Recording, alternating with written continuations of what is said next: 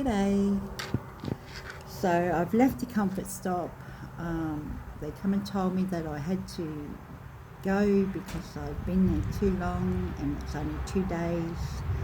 And I told them that I wasn't going because I had business to do. I had doctor's appointments and I was waiting for my pension card.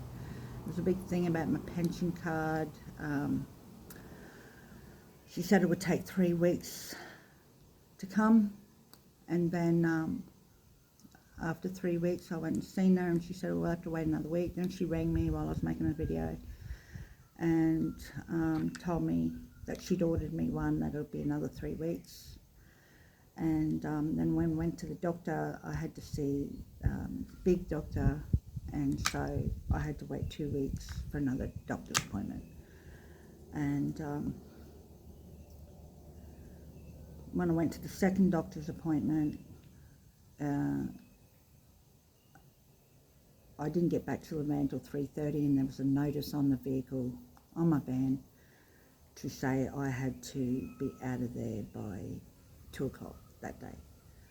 So I left. Ridiculous. Do that 3 times. Anyway. I got nowhere to go and they told them so. And so I've come all the way back to Townsville area, and I've got to go back to Home Hill to get my pension card. So nearly got everything accomplished, and I will, because I'm persistent. But you know,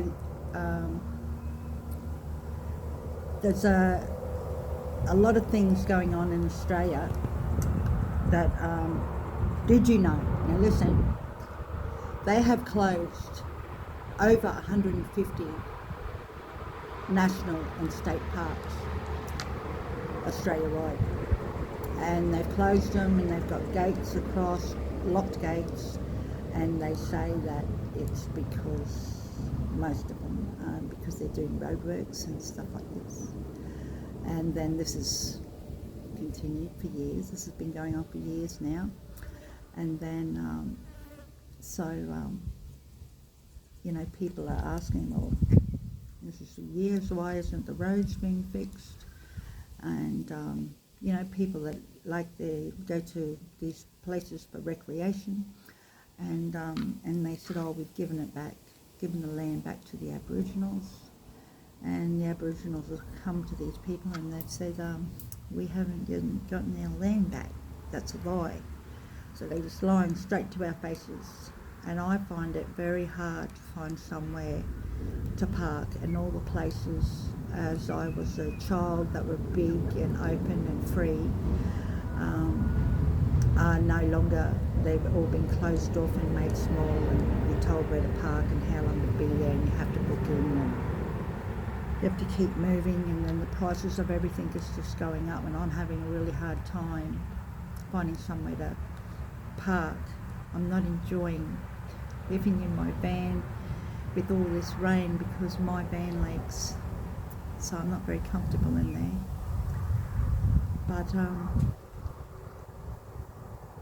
what's it going to take, you know, for us to wake up and start sticking together and doing something about this?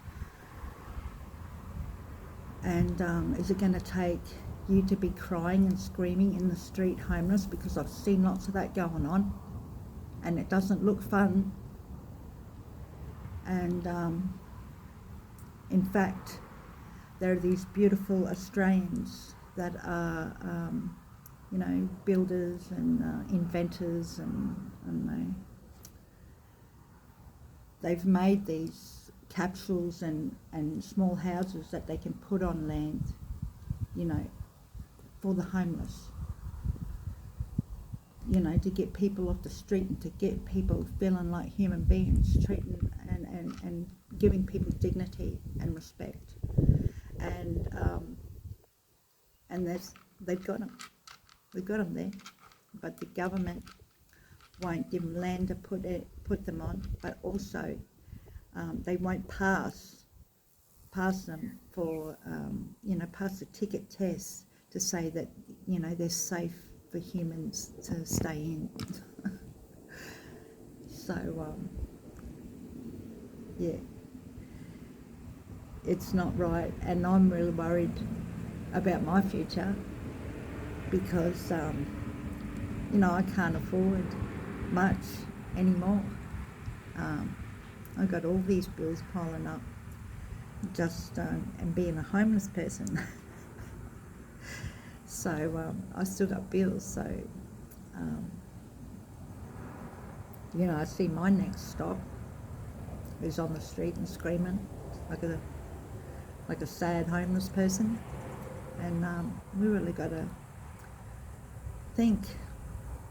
This, when you see people like this doing this, it's not to make fun or say, oh, they're doing this and doing that and they deserve it. This can happen to anyone.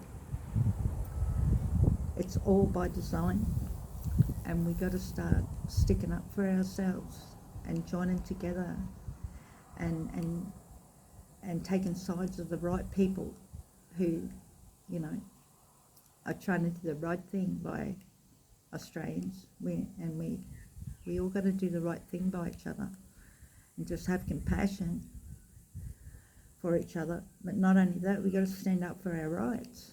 We got to take this country back. I'm taking Australia back. Who's coming with me? Come on, let's go. Anyway, that's something to think about. Because if you just think that you want to live in these 15-minute cities where you own nothing and you'll be happy, because living in your vehicle isn't a great, it's an option right now, but it's not going to be an option for long, because they're closing Australia down. You can't get in anywhere in your vehicle. You can't escape. You're going to have to go on foot. And we'll probably get shot down. There's a lot to think about. But it's happening. I'm not just speaking out my blowhole here.